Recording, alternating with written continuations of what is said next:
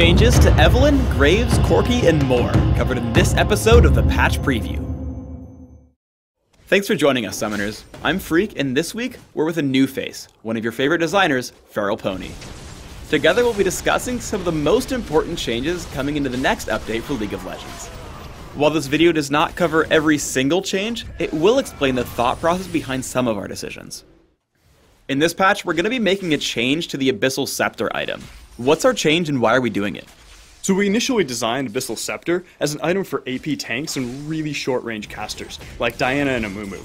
But due to the long range of the aura, it ended up being extremely effective on almost any caster, regardless of their build or their opponent. We really wanted to keep the item's core identity intact, and keep it just as effective for those short-range casters and tanks that really needed the damage and survivability it provides. So as a result, we're going to be reducing the range of the aura to make it less effective for those longer range champions, and a little bit more of a niche pick. Diana's been out for a few weeks, and after our players have really gotten accustomed to her, it's turned out she is stronger than we anticipated. We're nerfing her next patch, but what are we hitting and why? Diana's just a little bit too strong in general. Her burst damage, sustained damage, and survivability is just overall too high when compared to other champions. So we're making a few changes to bring her more in line, but keep her strong in competitive play. So first, we're going to be tuning down Diana's natural health regeneration. She's a champion who already has a shield, and she should really be using that to block incoming damage. She doesn't also need really high base stats. Additionally, the damage and AP ratio of Crescent Strike is coming down a little bit.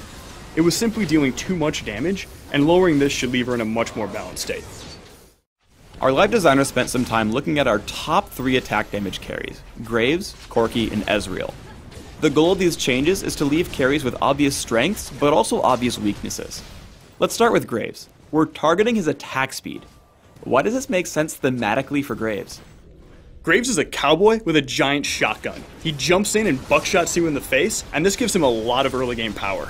The problem is that he doesn't have enough late game trade-offs, so we're reducing the attack speed off of quick draw, and a little bit off of his base attack speed. This should give him those early versus late game trade-offs. So ultimately, this should make him a really strong early game champion, and give him those trade-offs so he's not a no-brainer. Let's move on to Corki. Right now, he's just too damn good at everything. So in this patch, we're nerfing his mobility and poke potential. What are we changing and why? One of the things that makes Corki probably the most fun to play is the fact of how much area of effect damage and how much burst damage he brings to a fight. He excels at this role over pretty much every other carry in our game. But overall, his power level is just a bit too high, so we're siphoning off some of the power from his mobility and his long-range poke, while still retaining the fun elements of Corki. So we're increasing the cooldown on Valkyrie a little bit, so that way he just jumps around a little bit less in teamfights and relies more on proper positioning. In combination with Corki's other strengths, his long-range harass was a little bit too strong because he had missiles up all the time. He was just generating ammo too quickly. As a result, we're going to increase the time it takes him to generate a missile, but we're keeping the number of missiles the same. So he'll still be able to put out tons of damage and bring a lot to the team. Ezreal's really known for long-range poke, high mobility, and of course pulse-fire energy. This patch, we're looking at nerfing Essence Flux and buffing Mystic Shot. What is this going to do for Ezreal? So the first thing we're doing with Essence Flux is we're reducing the width of the missile a bit. Essence Flux was kind of a no-brainer pick in lane.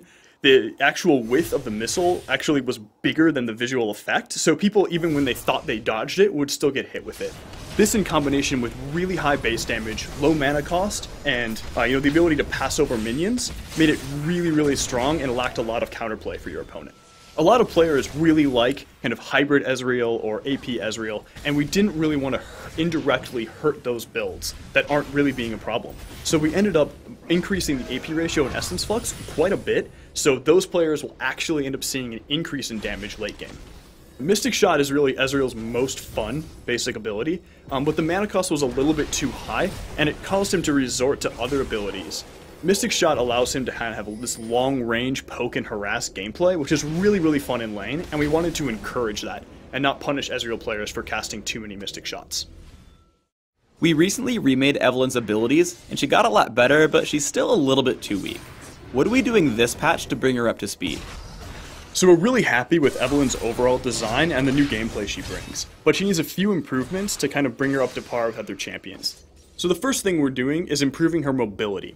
We've lowered the cooldown time on Dark Frenzy and gave her the ability to pass through minions so that Evelynn can get closer to her enemies faster while this ability is active.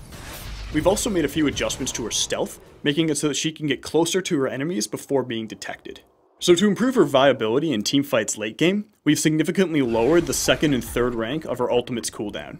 These changes to Evelynn should help her early ganking as well as her ability to contribute more in teamfights late game. That's it for this episode of the League of Legends Patch Preview. Please subscribe to the Riot Games YouTube channel above and leave us your comments just below the video. Thanks for watching.